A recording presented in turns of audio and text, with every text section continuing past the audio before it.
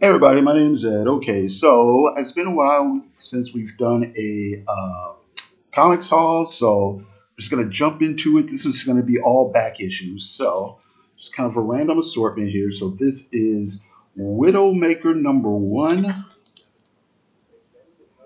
This is, I guess, a Hawkeye, Black Widow, and Mockingbird team up.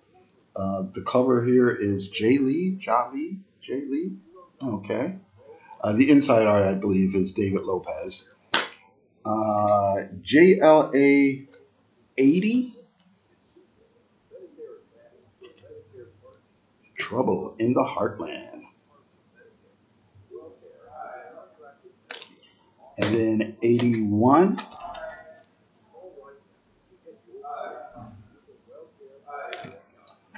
then we have Jenny Sparks, number one of five. Yeah, I'm dead. So what? I think this is Mark Millar. And what's the art here?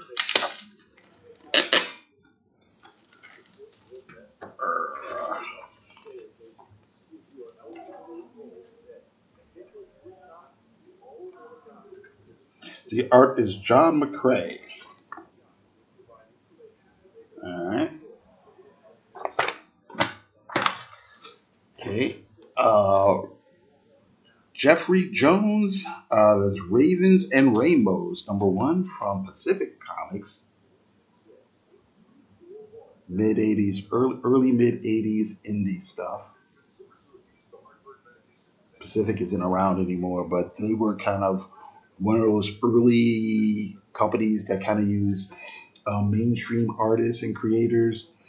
Um, there was Pacific, Eclipse first, and then a lot of people from Marvel and DC kind of started gravitating towards these smaller companies, and I kind of it wasn't the only reason, but it was part of the reason why Marvel and DC started having better contracts, creator owned contracts and things like that for a lot of their artists. But okay, and speaking of those early '80s, I mentioned First Comics, so here is American Flag number two by Howard Chaykin. Number three, okay, another company that doesn't get mentioned a lot, Capital Comics. Let's see here. This is Nexus number two.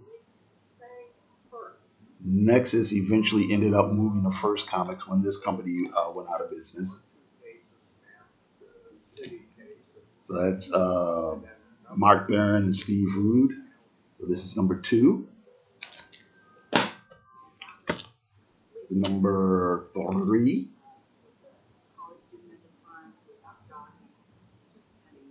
Okay. All right. Going back a little bit further. Howard the Duck, number 21.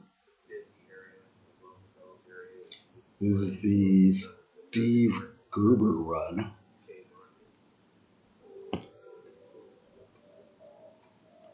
Okay, you just tell this the little spoof here of the smiley face button, which was a big thing back there in the early mid '70s. Here's number 20.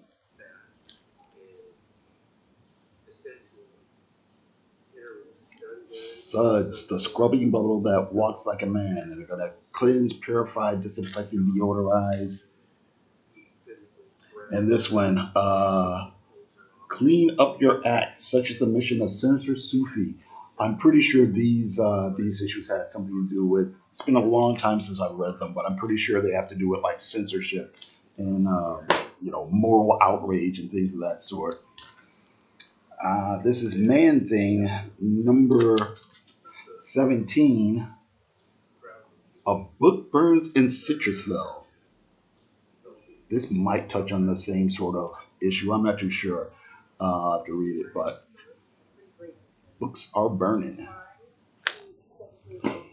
And this I haven't read since I was a kid, but this is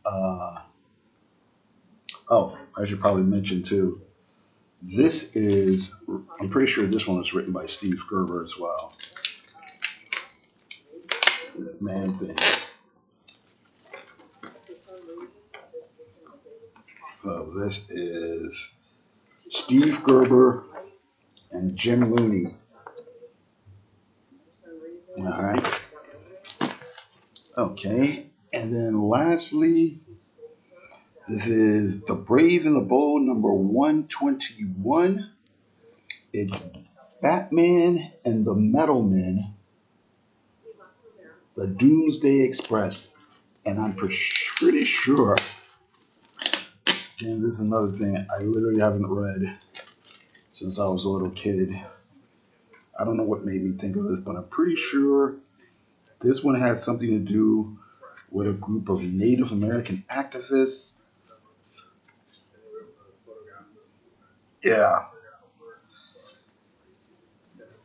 Here you see they knock out.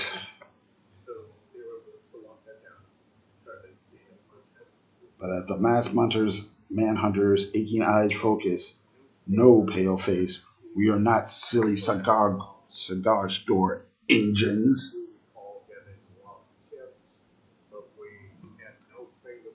And I'm pretty sure this had something, yeah, something to do with them staging some sort of rebellion about something or another.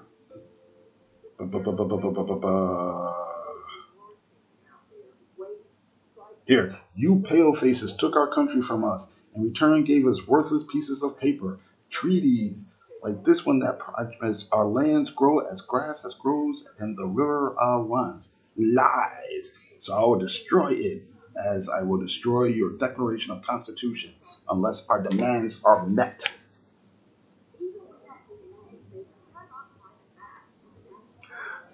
Ha.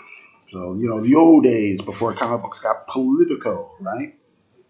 This is 1975. All right.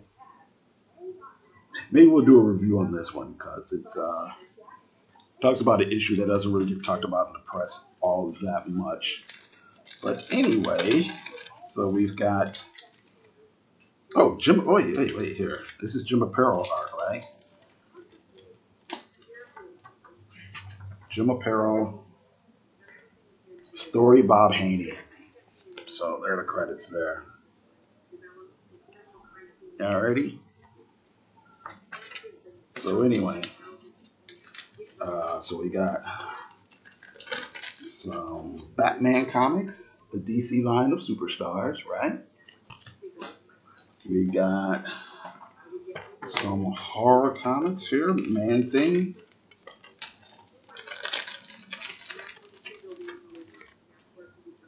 All right. Straightforward satire. Okay.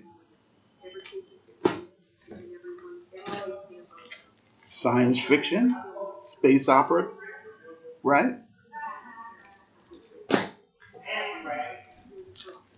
More science fiction, more social commentary, more satire.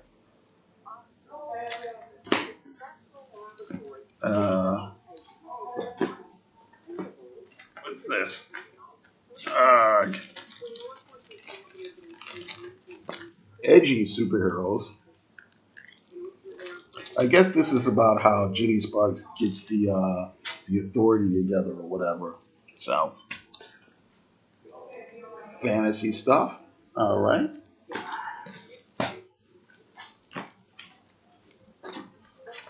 Superheroes versus domestic terrorists or terrorists or something. It's the White Rage, part one of three, and then superhero spy stuff. All right, so that's it. Thank you very much for watching. I do appreciate it. You guys have a great day.